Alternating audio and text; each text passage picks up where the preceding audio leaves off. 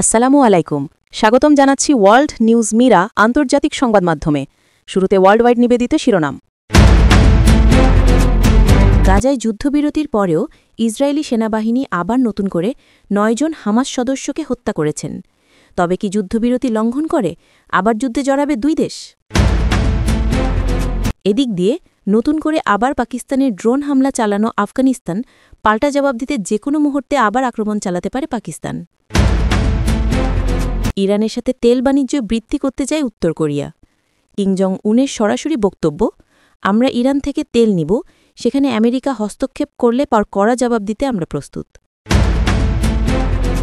এদিকে মিয়ানমারে ভেতর চলছে প্রাণঘাতী সংঘাত।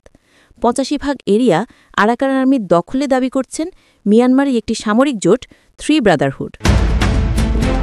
সর্বশেষ থাকছে ইসরায়েলের যুদ্ধবিরতিকে এক ধরনের চাল বলছেন ইরানের পররাষ্ট্রমন্ত্রী। এ নিয়ে দুই দেশের মধ্যে চলছে অভ্যন্তরীণ দ্বন্দ্ব। ডোনাল্ড ট্রাম্প নোবেল পুরস্কার ডিজার্ভ করেন বললেন পাকিস্তানের প্রধানমন্ত্রী নওয়াজ শরীফ। এতে ক্ষুব্ধ পাকিস্তানের সাধারণ জনগণ। এতক্ষণ শুনলেন শিরোনাম, এবার থাকছে বিস্তারিত। গাজায় যুদ্ধবিরতির পরেও আবারও উত্তেজনা ফিরে এসেছে মধ্যপ্রাচ্যে। যুদ্ধবিরতি ঘোষণার মাত্র কয়েকদিন পরই ইসরায়েলি সেনাবাহিনী নতুন করে অভিযান চালিয়ে ৯ জন হামাস সদস্যকে হত্যা করেছে। ইসরায়েলের দাবি, এই সদস্যরা দক্ষিণ ইসরায়েল সীমান্তে নতুন হামলার প্রস্তুতি নিচ্ছিল। অন্যদিকে হামাস বলছে ইসরায়েল পরিকল্পিতভাবে যুদ্ধবিরতির শর্ত ভেঙে দিয়েছে এবং এটি শান্তি প্রক্রিয়ার প্রতি সরাসরি অবমাননা। এই ঘটনার পর আন্তর্জাতিক মহলে নতুন করে উদ্বেগ দেখা দিয়েছে। জাতিসংঘের মধ্যপ্রাচ্য বিষয়ক দূত বলেছেন, যদি দুই পক্ষ আবারও সংঘর্ষে জড়ায় তবে এটি ২০২৫ সালের সবচেয়ে বড় মানবিক সংকটে পরিণত হতে পারে। গাজার ভেতরে এখনও হাজারো মানুষ বাস্তুচ্যুত অবস্থায় আছে। বিদ্যুৎ, পানি ও ওষুধ সংকট ভয়াবহ। যুদ্ধবিরতির সময়কালেও সীমান্তে স্পোরাডিক সংঘর্ষ থেমে থাকেনি, যা ইঙ্গিত দেয় শান্তি এখনও অনেক দূরের বিষয়। বিশ্লেষকরা বলছেন, ইসরায়েল হামাস সংঘাত এখন শুধু দুই পক্ষের নয়, বরং এটি পুরো মধ্যপ্রাচ্যের শক্তির ভারসাম্যকে নাড়িয়ে দিচ্ছে। একদিকে যুক্তরাষ্ট্র ইসরায়েলের পাশে, অন্যদিকে ইরান, কাতার ও তুরস্ক হামাসের প্রতি সহানুভূতিশীল। ফলে এই যুদ্ধবিরতি যতবারই হয় ততবারই সেটি অচিরেই ভেঙে পড়ার ঝুঁকিতে থাকে। এদিকে দক্ষিণ এশিয়ার নিরাপত্তা পরিস্থিতিও ক্রমেই জটিল হয়ে উঠছে। পাকিস্তান আবারও আফগানিস্তানের অভ্যন্তরে ড্রোন হামলা চালিয়েছে। ইসলামাবাদ জানায়, এই হামলার লক্ষ্য ছিল আফগান সীমান্তে সক্রিয় একদল সন্ত্রাসী, যারা পাকিস্তানের বেলুচিস্তান ও খায়বার পাখতুনখোয়া প্রদেশে একাধিক হামলা চালিয়েছে। কিন্তু আফগান সরকারের দাবি সম্পূর্ণ ভিন্ন। তারা বলছে পাকিস্তান আন্তর্জাতিক আইন লঙ্ঘন করেছে এবং তাদের আকাশসীমায় প্রবেশ করে নিরীহ সাধারণ নাগরিকদের ওপর হামলা চালিয়েছে। এর জবাবে আফগান প্রতিরক্ষা মন্ত্রণালয় বলেছে, আমরা দেশের সার্বভৌমত্ব রক্ষায় প্রস্তুত, প্রয়োজনে পাল্টা জবাব দেওয়া হবে। বিশ্লেষকরা মনে করছেন, এই সংঘাতের মূল কারণ হল তালেবান সরকারের সাথে পাকিস্তানের সম্পর্কের অবনতি। ২০২১ সালে তালেবান ক্ষমতায় ফেরার পর শুরুতে পাকিস্তান তাদের ঘনিষ্ঠ মিত্র হিসেবে ভূমিকা রাখলেও এখন সম্পর্ক অনেকটাই তিক্ত। পাকিস্তান মনে করছে আফগানিস্তান সীমান্তে বিদ্রোহী গোষ্ঠীগুলোকে আশ্রয় দিচ্ছে, যা তাদের জাতীয় নিরাপত্তার জন্য হুমকি। যদি এই উত্তেজনা বাড়ে তাহলে দক্ষিণ এশিয়ার পুরো অঞ্চল নতুন এক অস্থিরতার মুখে পড়বে। কারণ পাকিস্তান ও আফগানিস্তানের সংঘাত শুধু সীমান্তে সীমাবদ্ধ থাকবে না, এর প্রভাব পড়বে ভারত, ইরান এবং চীন পর্যন্ত। এদিকে মধ্যপ্রাচ্যের আরেক গুরুত্বপূর্ণ খবর।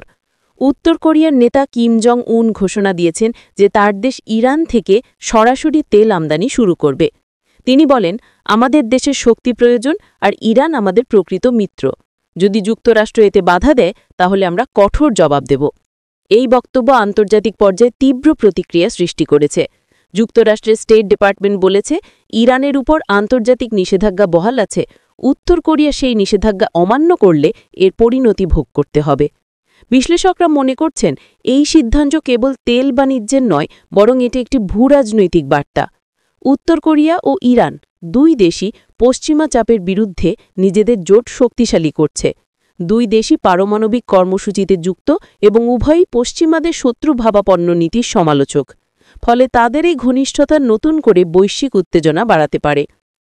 দক্ষিণ পূর্ব এশিয়ার মিয়ানমারেও পরিস্থিতি ভয়াবহ হয়ে উঠেছে। চলমান গৃহযুদ্ধে সামরিক জান্তার অবস্থান দিন দিন দুর্বল হচ্ছে। থ্রি ব্রাদারহুড নামের একটি সশস্ত্র জোট দাবি করেছে যে তারা ইতোমধ্যে দেশের পশ্চিমাঞ্চলের প্রায় ৮৫% এলাকা নিয়ন্ত্রণে নিয়েছে। এই জোটের প্রধান শক্তি আরাকান আর্মি, যারা রাখাইন রাজ্যের সামরিক বাহিনীর বিরুদ্ধে ধারাবাহিকভাবে অগ্রসর হচ্ছে। জাতিসংঘের মানবাধিকার দপ্তর জানিয়েছে, মিয়ানমারে এখন পর্যন্ত কয়েক লাখ মানুষ বাস্তুচ্যুত হয়েছে, খাদ্য ও ওষুধ সংকট ভয়াবহ আকার নিয়েছে। রাখাইন রাজ্যে সংঘর্ষের কারণে বাংলাদেশের সীমান্তেও নতুন উদ্বেগ তৈরি হয়েছে, কারণ অনেক শরণার্থী পুনরায় পালিয়ে আসতে পারে। বিশ্লেষকরা বলছেন, মিয়ানমারের এই সংকট শুধু অভ্যন্তরীণ নয়, এটি দক্ষিণ পূর্ব এশিয়ার ভূরাজনৈতিক ভারসাম্যকেও নষ্ট করছে। চীন ও রাশিয়া মিয়ানমারের সেনা সরকারের পক্ষে, অন্যদিকে পশ্চিমা বিশ্ব বিদ্রোহীদের প্রতি সহানুভূতিশীল। এই পরিস্থিতি দীর্ঘমেয়াদে একটি নতুন শীতল যুদ্ধের ক্ষেত্র তৈরি করতে পারে। সবশেষে ইরানের পররাষ্ট্রমন্ত্রী ইসরায়েলের যুদ্ধবিরতিকে একটি রাজনৈতিক চাল বলে মন্তব্য করেছেন।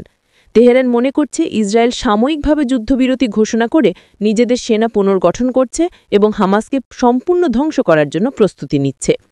ইরান বলেছে, শান্তির নামে এই ধরনের পদক্ষেপ মূলত আন্তর্জাতিক মহলকে ধোঁকা দেওয়া। এই বক্তব্যের পর ইসরায়েলের পররাষ্ট্র মন্ত্রণালয় জানায়, ইরান বারবার মিথ্যা প্রচারণা চালাচ্ছে এবং সন্ত্রাসবাদকে সমর্থন করছে।